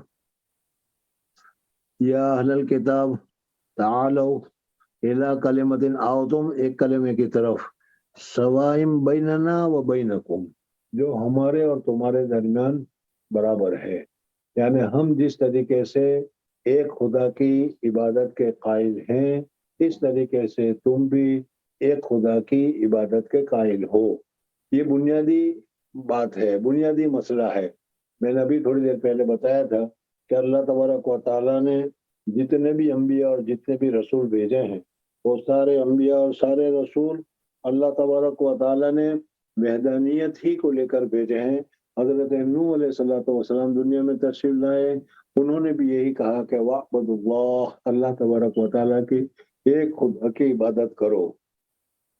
शरीयत के अहकामात में इख्तिलाफ हो सकता है, उनके रोज़े और हो, हमारे रोज़े और हैं, इनकी नमाज का तरीका और हो, हमारी नमाज का तरीका और है, इनके अहकामात और दूसरे हो, हमारे अहकामात दूसरे हो, लेकिन बुनियादी जो चीज़ है ईमान, वो उस किसी का इख्तिलाफ नहीं, बल्कि जितने भी अंबिया आए वो सब के सब क्या है, वहदानियत के लिए आए और वहदानियत ही की उन्होंने दावत दी।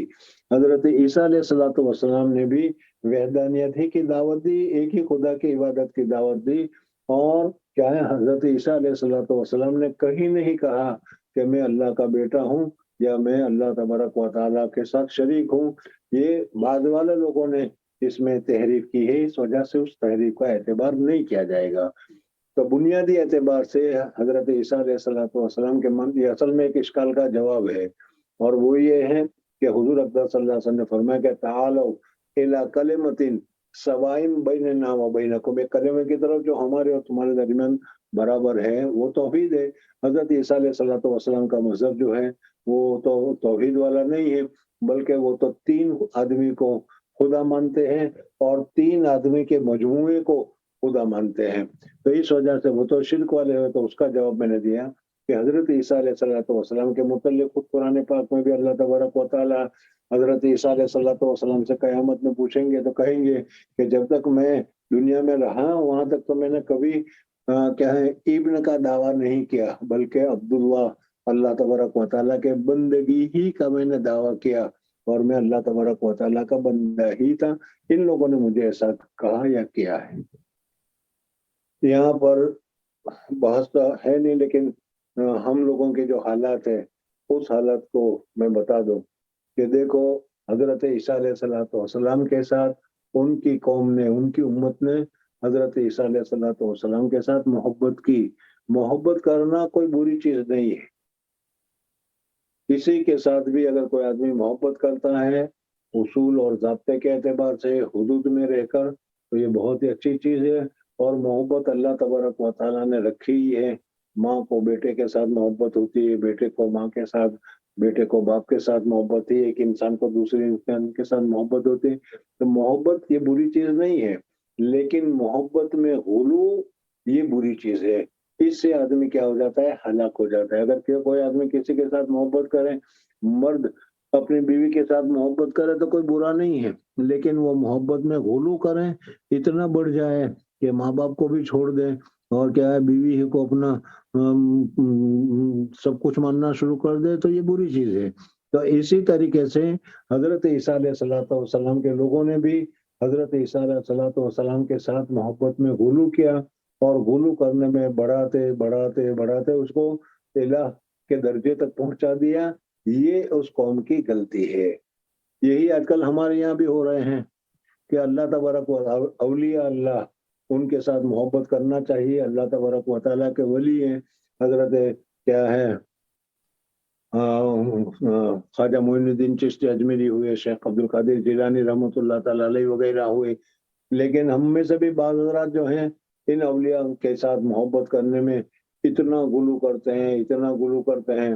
हुजूर अकबर सल्लल्लाहु अलैहि वसल्लम की मोहब्बत तो ईमान का जुज़ है, लेकिन वो हद में रहते हुए इसमें इतनी ज्यादा क्या है, हुजूर अकबर सल्लल्लाहु अलैहि वसल्लम की मोहब्बत में गुलू करना, इतना बढ़ा देना कि अहमद और अहद इसमें सिर्फ एक मीम का ही फर्क है।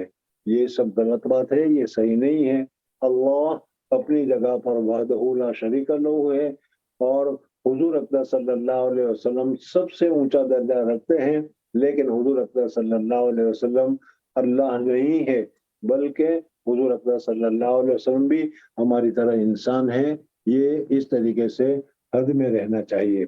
बहरहाल जिस तरीके से हज़रत ईसा अलैहिस्सलाम को मोहब्बत में आकर लोगों ने माबूद बना दिया, इस तरीके से हमारे यहाँ भी बाज़ लोग मोहब्बत में आकर बहुत आगे बढ़ जाते हैं। ये सही नहीं है। खैर, हुजूर अकबर सल्लल्लाहु अलैहि वसल्लम ने फरमाया कि तालो इला कलिमतिन सवाइम बैनना व बैनकुम अल्ला नअबुदु इल्लल्लाह वला नुशरिक बिही शैया वला यत्तखिज़ बाज़ुना बाज़न अरबाबन। अरबाब रब को कहा जाता है, रब परवरिश करने वाले को कहा जाता है। हुजूर अकबर सल्लल्लाहु अलैहि वसल्लम ने फरमाया कि देखो, हमारा रब हमारा परवरदिगार तो सिर्फ अल्लाह तबारक व तआला है। सिर्फ अल्लाह तबारक व तआला ही को रब मानना चाहिए, अल्लाह तबारक व तआला ही को परवरदिगार मानना चाहिए। रब के माने पहले बताया था कि हालन फहालन, जैसी जैसी हालत हो, जैसी जैसी जरूरत हो, उस जरूरत के मुताबिक उसकी परवरिश करने वाला। माँ के पेट में नुत्फा होता है, माँ के पेट में अलका होता है, मुज़गा होता है, फिर बच्चा होता है। हर हालत में उसकी हालत की मद्देनजर रखकर उसकी तरबियत करना ये रब का काम है और ये अल्लाह तबारक व तआला ही का काम है। वो अल्लाह तबारक व तआला हर एक को उसके हालातों के मुताबिक परवरिश करते रहते हैं, तरबियत करते रहते हैं, इसलिए कि अल्लाह तबारक व तआला ही रब है और रब जो कहे वो सही है। चलो, इतना से समझ में नहीं आएगा। एक दूसरा किस्सा मुझे समझ में आ गया, वाकया याद आ गया, वो मैं बता दूं कि एक आदमी था, किसी बुजुर्ग के पास वो रहा करता था। जब उसकी मुद्दत रहने की खत्म हुई और जब घर जाने लगा तो वो अपने पीर के पास गया और पीर के पास जाकर उसने कहा कि हजरत, मुझे कोई वसीयत फरमा दीजिए, अब मैं जा रहा हूँ, दौरा खत्म हो गया, सनद मिल गई, मौलवी हो गया, तो कोई नसीहत कर दीजिए। तो उस पीर साहब ने उनको ये नसीहत की कि देखो, कभी अपने आप को खुदा मत समझना और कभी अपने आप को रसूल का दर्जा मत देना। ये नसीहत दी उसको, समझ में आ गया। अब इस नसीहत को तुम गौर करोगे तो क्या मतलब है उसका कि देखो, कभी अपने आप को खुदा मत समझना। तो उसका मतलब ये है कि देखो, जो बात अल्लाह जल्ल जलालहू व मन वालहू कहता है उसमें कोई गलती नहीं होती, कोई बुराई नहीं होती, बिल्कुल सही होती है, बिल्कुल हक होती है। तो इसी तरीके से तुम अपने आप को इतना ऊंचा मत समझ लेना कि मैंने जो कह दिया बस सही है, उसमें इस्लाह की कोई गुंजाइश ही नहीं। और अपने आप को क्या है कि मैंने कह दिया बस, कब मेरी बात फाइनल हो गई, समझ में आया? तो ये कहने का उसका मतलब था।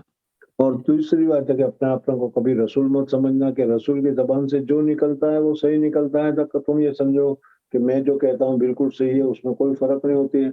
तो इस तरीके से आदमी अपने आप को इतना ऊंचा समझने लगे कि मैंने जो कह दिया है वो फाइनल, उसमें तब्दीली नहीं हो सकती, समझ में आया? ये सही नहीं है, बल्कि उसमें गलती का एहतिमाल है, कमजोरी का एहतिमाल है। इस वजह से उसका ख्याल रखना चाहिए। तो हुजूर अकबर सल्लल्लाहु अलैहि वसल्लम ने फरमाया, یہ لوگ جو نصارہ لوگ ہیں وہ اپنے جو ارباب ہیں، اپنے جو عالم ہیں، اپنے جو مقتدی ہیں، اپنے جو پریسٹ ہیں، یا اپنے جو سب سے بڑے جو ہوتے ہیں، ان کے قول کو بمنزل اللہ کا کلام سمجھتے ہیں۔ اس وجہ سے حضور اقدس صلی اللہ علیہ وسلم نے فرمایا کہ اللہ کا کلام، اللہ کا حکم تو ایسا ہے کہ اس کو ماننا چاہیے، لیکن پھر تم دوسرے مشائخ کے کلام کو، پیر کے کلام کو، استاد کے کلام کو، بزرگوں کے کلام کو اللہ کے کلام کا درجہ دے دو، یہ صحیح نہیں ہے۔ اس وجہ سے حضور اقدس صلی اللہ علیہ وسلم نے فرمایا وَلَا يَتَّخِذُ بَعْضُنَا بَعْضًا أَرْبَابًا مِن دُونِ اللَّهِ، مان لو تو بہت اچھی بات ہے، فَإِن تَوَلَّوْا، اگر تم نہیں مانتے تو کہہ دو ہم تو اللہ تبارک و تعالیٰ کو مانتے ہیں، اللہ تبارک و تعالیٰ کو تسلیم کرتے ہیں، اور اللہ تبارک و تعالیٰ کی اوپر ایمان لائے ہیں، نحن مسلمون، ہم تو اللہ تبارک و تعالیٰ کی اطاعت کرنے والے ہیں، فرما برداری کرنے والے ہیں۔ یہاں پر ایک دوسری بحث بھی ہے، اور وہ یہ ہے کہ اپنے آپ کو مسلمان کہنا، مسلمان چونکہ اللہ تبارک و تعالیٰ کے احکامات کو مانتا ہے، اللہ تبارک و تعالیٰ کے ارشادات کو مانتا ہے، اسی کے اوپر سرخط تسلیم خم کرتا ہے، اس وجہ سے اس کو مسلمان کہا گیا۔ اب یہ مسلم کا اطلاق دوسروں کے اوپر کرنا درست ہے کہ نہیں، انبیاء پر کرنا درست ہے کہ نہیں، سمجھ میں آیا؟ حضرت ابراہیم علیہ السلام، حضرت لوط علیہ السلام وغیرہ کے متعلق قرآن پاک میں دیکھو گے تو ان کی ماننے والے کو بھی مسلم سے تعبیر کیا گیا ہے۔ تو اس صورت میں مسلم سے صرف، اب درمیان میں ایک بات اور یاد رکھ لو کہ دیکھو حضرت موسیٰ علیہ السلام کے ماننے والے موسوی کہے جاتے ہیں، حضرت عیسیٰ علیہ السلام کے ماننے والے عیسائی کہے جاتے ہیں۔ اس طریقے سے محمد عربی رسول اللہ صلی اللہ علیہ وسلم کے ماننے والے کو مومڈن کہا جاتا ہے آج کل کی اصطلاح میں۔ تو یہ صحیح نہیں، ہمیں اپنا نام یا اپنی نسبت، حضور صلی اللہ علیہ وسلم ہمارے رسول ہیں، لیکن اس کے باوجود مومڈن کہنا، محمدی کہنا یہ صحیح نہیں ہے۔ اس وجہ سے کہ حضرت ابراہیم علیہ السلام نے ہم لوگوں کے لیے جو نام دیا ہے وہ سماکم المسلمین، اس وجہ سے ہاں مسلمان کہہ سکتے ہو تم، اور یہ کہنا چاہیے کہ ہم مسلمان ہیں، ہم مسلم ہیں، محمدی یا کہ مومڈن جو آج کل کہا جاتا ہے یہ نہیں ہے، یاد رکھنا یہ۔ بہرحال حضرت عیسیٰ علیہ السلام نے جو یہاں پر ذکر کیا کہ وَلَا يَتَّخِذَ بَعْضُنَا بَعْضًا أَرْبَابًا مِن دُونِ اللَّهِ فَإِن تَوَلَّوْا فَقُولُوا أَشْهَدُوا، گواہ رہو تم بِأَنَّا مسلمون، ہم تو مسلمان ہیں۔ اس لیے پوری امت کو، ہماری پوری امت کو مسلم کہا جائے گا، مومڈن یا محمدی نہیں کہا جائے گا، اور جو کہتے ہیں وہ غلط کہتے ہیں، ہم لوگ بھی کہہ دیتے ہیں، اس وجہ سے اس کو بند کرنا چاہیے اور کہنا چاہیے انا مسلم، میں مسلمان ہوں، اسلام والا ہوں، اسلام کو مانتا ہوں، اللہ تبارک و تعالیٰ کے احکامات کے سامنے اپنے کیا ہے زمین کو جھکاتا ہوں، اس وجہ سے ہم مسلمان ہیں۔ یہ خط حضور اقدس صلی اللہ علیہ وسلم نے لکھا تھا، اور ابھی تم کو معلوم ہو گیا کہ پوری پارلیمنٹ بیٹھی ہوئی تھی اور اس میں یہ خط پڑھا گیا۔ بس اس خط کے پڑھنے کے ساتھ ہی کیا ہے چیمی گوئیاں، شور و شغب وہاں پر شروع ہو گیا۔ ہر ایک آدمی جو سمجھا، جس نے جو سمجھا، اچھا سمجھا، برا سمجھا، غلط سمجھا، جو بھی سمجھا اس کو کیا وہاں پر کیا ہے ایک مچھی مارکیٹ، مچھی بازار شروع ہو گیا، اور لوگ بہت زیادہ شور و شغب کرنے لگے۔ قال ابو سفیان، حضرت ابو سفیان رضی اللہ تعالیٰ عنہ فرماتے ہیں فلما قال ما قال، بس ہرقل نے جو کہا یہ سوال اور جواب وغیرہ کے بعد، وفرغ من قراءۃ الکتاب، اور حضور اقدس صلی اللہ علیہ وسلم کے خط مبارک کو پڑھنے سے فارغ ہو گیا، کسورہ عندہ الصحف، شور شغب بادشاہ کے سامنے بہت ہونے لگا۔ اب خط پڑھنے کے تک تو ہر ایک چپ چاپ بیٹھے ہوئے تھے، لیکن اب ہر ایک نے اس میں کیا ہے شور شغف کرنا شروع کر دیا. کوئی کچھ کہہ رہا ہے، کوئی کچھ کہہ رہا ہے، کوئی مخالفت کا اظہار کر رہا ہے، کوئی یہ بتا رہا ہے کہ یہ بادشاہ جو ہے یعنی ہرقل یہ جو سمجھ رہا ہے کہ ہمیں حضور اقدس صلی اللہ علیہ وسلم کی اتباع کرنا چاہیے اور کیا ہے عربوں کے تابع ہو جانا چاہیے، یہ صحیح نہیں ہے، یہ غلط ہے. اس قسم کی بہت ساری چیزیں ہونے لگی. بادشاہ نے جو ابو سفیان اور ان کے ساتھیوں کو جو خط کے پڑھنے سے پہلے حالات کے جاننے کے لیے بلایا تھا، اب بادشاہ نے ان کو پہلے ہی کہہ دیا کہ یہاں سے نکل جاؤ، تم چلے جاؤ، اب تمہارا کام نہیں ہے، تمہارا کام ختم ہو گیا. دو وجہ سے، ایک تو یہ بھی ہے کہ ان لوگوں کو یہ معلوم نہ ہو کہ رومن امپائر میں اختلاف چل رہا ہے، کچھ یہ کہہ رہے ہیں، کچھ یہ کہہ رہے ہیں، کچھ ایسا کہہ رہے ہیں، کچھ ایسا کہہ رہے ہیں. ایک تو یہ بھی تھا، یہ بھی اس کو معلوم نہ ہو. اور دوسرا یہ ہے کہ ان کو کہتے ہیں ابو سفیان رضی اللہ تعالیٰ عنہ ابو سفیان رضی اللہ تعالیٰ عنہ کو اور ان لوگوں کو یہ معلوم نہ ہو جائے کہ یہ لوگ بھی آپس میں اختلاف کر رہے ہیں یا آپس میں اس مسئلے میں مختلف ہی ہے، یا کسی اور دوسری وجہ سے یہ بھی ہو سکتا ہے کہ یہ سارا اختلاف جو بھی پارلیمنٹ میں ہو رہا ہے، کرسیاں اٹھ رہی ہے، یہ اختلاف ہوا کیوں؟ ابو سفیان یعنی عرب کہ یہاں پر ایک آدمی نے نبوت کا دعویٰ کیا ہے اور اس کا خط آیا ہے، اس وجہ سے ہوا ہے. تو کہیں یہ بکھری ہوئی قوم ابو سفیان اور ابو سفیان کے ساتھیوں کو مار ڈال کر کے نقصان نہ پہنچائے، اس وجہ سے ہرقل نے ان لوگوں کو اپنی مجلس سے، اپنی پارلیمنٹ سے باہر نکال دیا کہ تم اب چلے جاؤ، تمہارے لیے یہاں رہنا مناسب نہیں ہے اور تمہارا کام ختم ہو گیا ہے. تو حضرت ابو سفیان فرماتے ہیں قال ابو سفیان فلما قال ما قال وفرغ من قراءة الكتاب قصر عنده الصخب. صخب کے معنی نا آواز کا مختلف ہونا، کوئی کچھ کہہ رہا ہے، کوئی کچھ کہہ رہا ہے، ایک کی آواز دوسرے کی آواز، ہر ایک جب آدمی ایک ہی ساتھ سب کے سب ایک ساتھ بولنے لگے تو اس صورت میں جو حالت پیدا ہوتی ہے اس کو صخب سے تعبیر کیا گیا. فرتفعت الاصوات اور آواز بلند ہونے شروع ہو گئے، واخرجنا اور ہم لوگوں کو بادشاہ نے اس مجلس سے نکال دیا اور کہہ دیا کہ تم یہاں سے چلے جاؤ.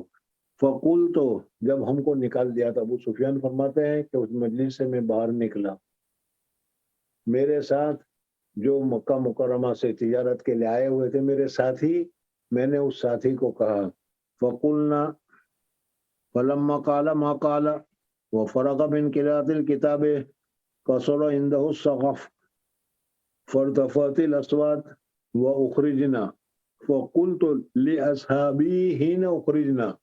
جب ہمیں اس مجلس سے باہر نکال دیا گیا تو باہر نکالنے کے بعد اب میں اور میرے ساتھی رہ گئے، اس لیے کہ سارے کے سارے تو وہ پارلیمنٹ میں ابھی بحث میں لگے ہوئے ہیں، میں اور میرے ساتھی رہ گئے. تو میں نے اپنے ساتھی کو کہا فقلت لأصحابي حين أخرجنا لقد أمر عمرو ابن أبي قبشة.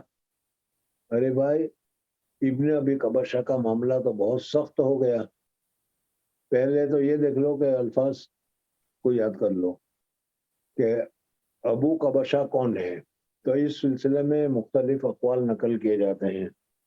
عرب میں ایک آدمی تھا، اس نے عرب کے دستور کو چھوڑ کر، مورتی پوجا کو چھوڑ کر وحدانیت کو اختیار کیا تھا اور اس نے اپنا الگ مسلک بنایا تھا، اس کی طرف منسوب کر کے کہا گیا. غیر معروف یعنی حضور اقدس صلی اللہ علیہ وسلم کی جو اصل نسبت ہے، حضور اقدس صلی اللہ علیہ وسلم کی اصل معرفت ہے، اس معرفت کو چھوڑ کر حضور اقدس صلی اللہ علیہ وسلم کو ایک غیر معروف اور ایک غیر منسوب چیز کی طرف منسوب کرنا، یہ حضور اقدس صلی اللہ علیہ وسلم کی بے عزتی کرنے کے برابر ہے.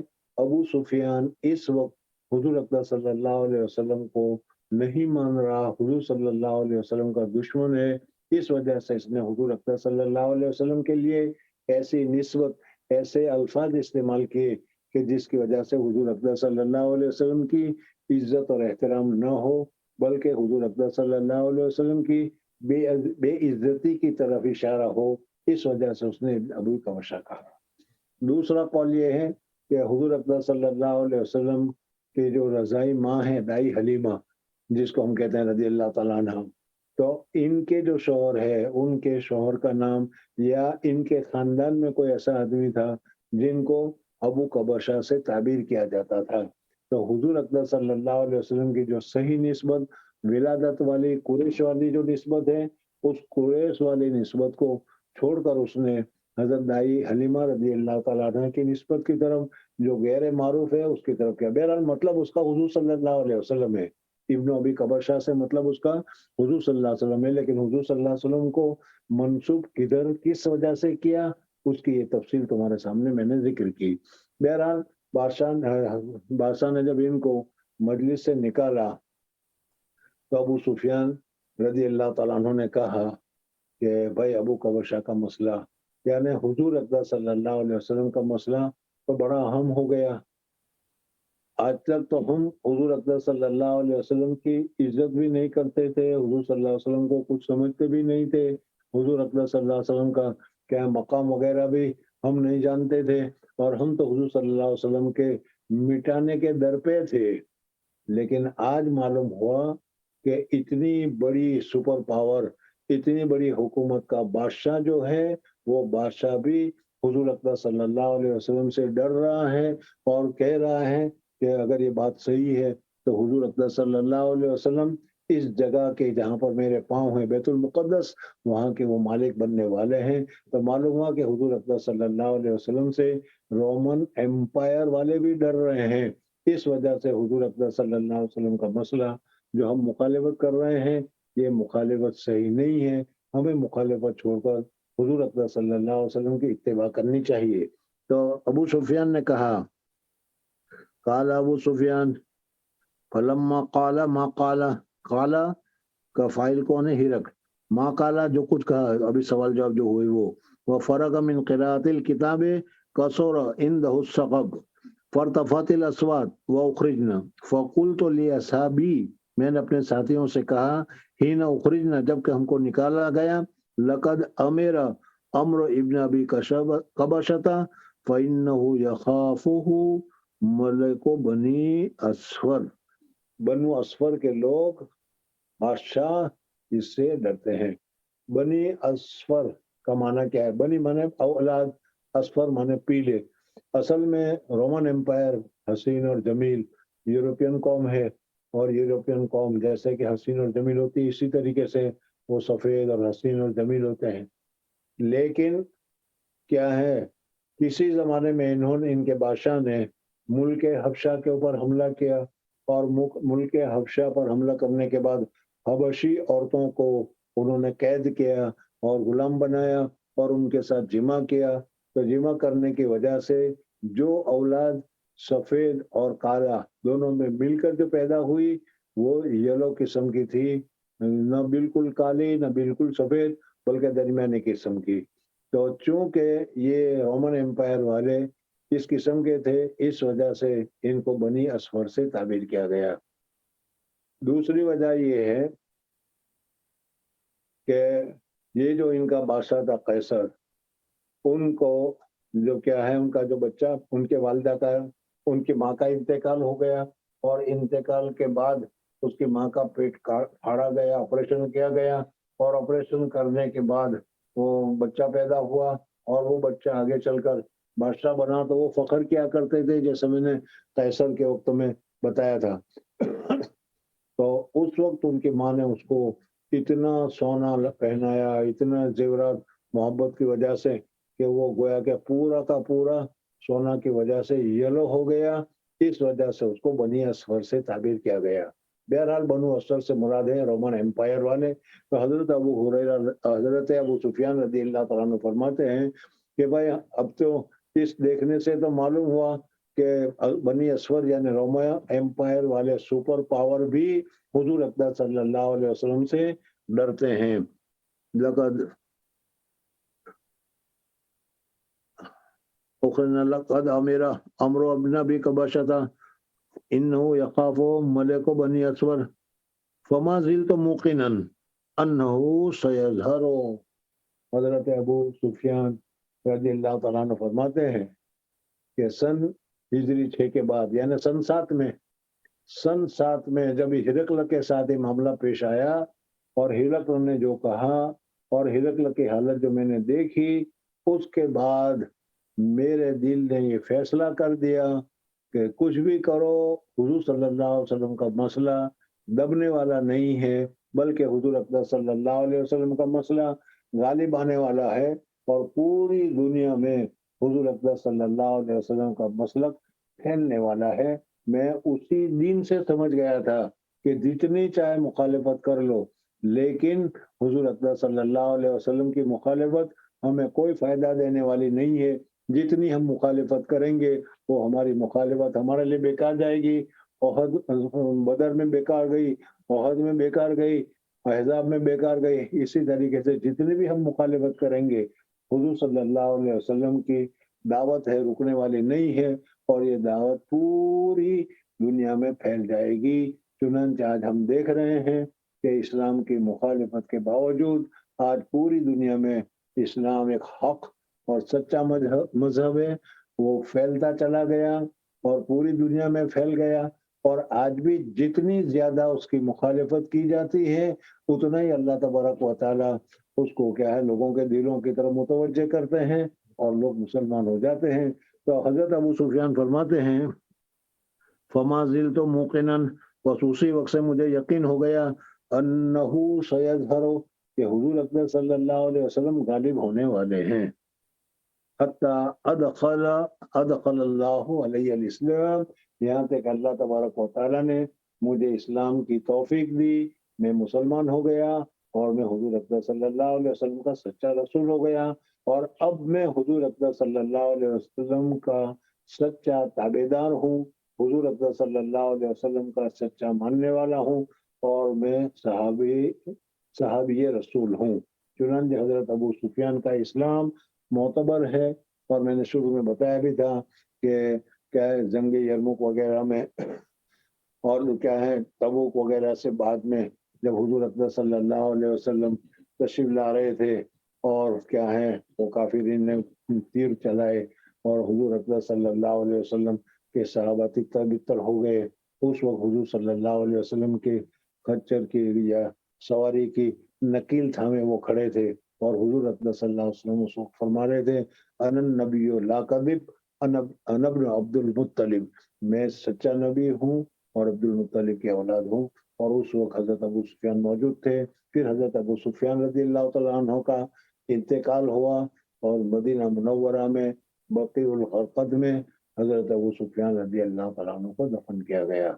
मौजूदा ज़माने में कुछ हजरात हैं, शी हजरात हैं या शिया की तरफ मानने वाले जमात इस्लामी वाले हैं, वो हजरत अबू सुफियान रज़ी अल्लाह तआला अन्हु, हजरत अमीर मुआविया रज़ी अल्लाह तआला अन्हु और हजरत अमीर मुआविया रज़ी अल्लाह तआला अन्हु की औलाद वगैरह के मुतालिक नाज़िबा करिमात कहते हैं, मेरे नज़दीक सबसे अच्छा वो है जो हजरत उमर इब्न अब्दुल अजीज रहमतुल्लाह अलैह ने फरमाया कि अल्लाह तबारक व तआला ने हमारे हाथ को महफूज किया कि जिस तरीके से उन लोगों ने आपस में एक दूसरे के साथ लड़कर क्या है जो मामलात किए, तो हम अपनी ज़बान को क्यों ख़राब करें, क्यों, इसलिए इनके लिए कोई बुरे अल्फाज नहीं कहना चाहिए कि हुजूर अकबर सल्लल्लाहु अलैहि वसल्लम के सहाबी हैं। बहरहाल अब रह गई एक बात कि हजरत अबू सुफियान रज़ी अल्लाह तआला अन्हु ने फरमाया कि अल्लाह तबारक व तआला ने मेरे दिल में ईमान और इस्लाम की हक्कानियत डाली तो मैं फिर मुसलमान हो गया। लेकिन ये मुसलमान कब हुआ था, क्या हुआ था, शायद मैंने पहले तुम्हें बताया भी होगा। तफसील उसकी ये है कि हुजूर अकबर सल्लल्लाहु अलैहि वसल्लम ने सुलह हुदैबिया के मौके पर जो शराइत मुकर्रर की थी कि जो लोग हमारे साथ हलीफ बनना चाहें वो हमारे हलीफ हों, जो तुम्हारे साथ हलीफ बनना चाहें वो तुम्हारे साथ हलीफ बने, लेकिन उन लोगों को भी ये सारे शराइत मानना होगा। उस वक्त क्या है, हजरत अबू सुफियान रज़ी अल्लाह तआला अन्हु के लोगों में से किसी ने हुजूर अकबर सल्लल्लाहु अलैहि वसल्लम के जो हलीफ थे उन हलीफ के साथ लड़ाई की, कत्ल कर दिया और इस कत्ल करने की वजह से हजरत अबू सुफियान रज़ी अल्लाह तआला अन्हु को खतरा लगने लगा और फिर उस सूरत में वो समझे कि हमने वादा खिलाफी, हम तो ये अभी उसमें कहा था कि हमने मुआहिदा किया, पता नहीं वो मुआहिदा को पूरा करते हैं कि नहीं, लेकिन मुआहिदा को तोड़ा तो इन्हीं लोगों ने। अबू सुफियान खुद तशरीफ लाए मदीना मुनव्वरा सुलह को फिर तजदीद करने के लिए, लेकिन क्या है कामयाब नहीं हुए, वो वापस आ गए। वापस आ गए तो उनके दिल में यही ख्याल था, और चूंकि उस वक्त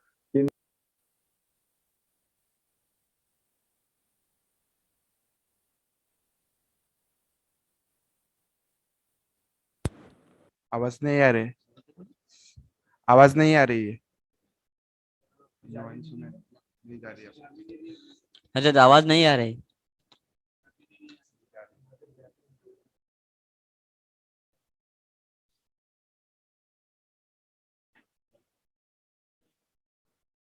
उसका याद आ गया होगा।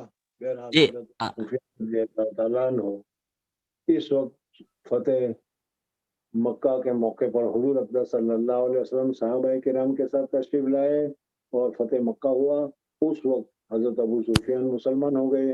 हजरत अब्बास ने भी कहा हुजूर सल्लल्लाहु अलैहि वसल्लम से कि या रसूलुल्लाह सल्लल्लाहु अलैहि वसल्लम, अबू सुफियान यहाँ के बड़े लोगों में है, जरा इनके मुतालिक भी जरा उनको फरमा दो ताकि तो उनको भी जरा मसरत हो जाए। तो हुजूर सल्लल्लाहु अलैहि वसल्लम ने फरमाया कि मन दखला बैत अबी सुफियान और वो आमिन, जो अबू सुफियान के घर में पनाह लेगा उसको भी अमन है। बहरहाल फिर ये हजरत अबू सुफियान रज़ी अल्लाह तआला अन्हु हुजूर अक़दस सल्लल्लाहु अलैहि वसल्लम के जानिसार सहाबा में हो गए और फिर वो मुसलमान हो गए। उसके बाद क्या है, उन्होंने हजरत अब्दुल्लाह इब्न अब्बास रज़ी अल्लाह तआला अन्हु को ये पूरी तफसीर और ये पूरी हदीस तुम्हारे सामने जिक्र की।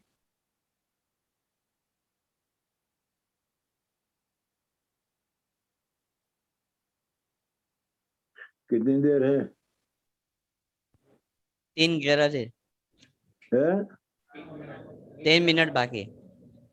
अच्छा, फिर इबारत पढ़ो, फिर क्या करें? कहाँ से 6 मिनट बाकी होंगे? तुम्हारी घड़ी पीछे होगी, हमारी घड़ी में 2 मिनट बाकी हैं।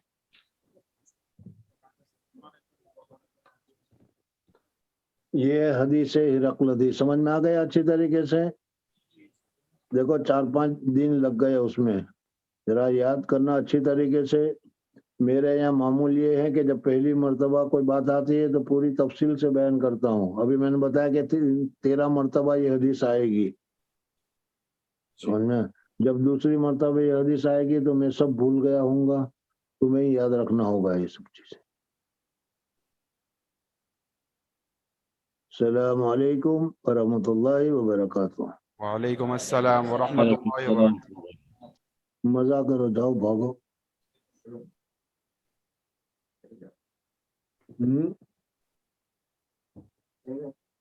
है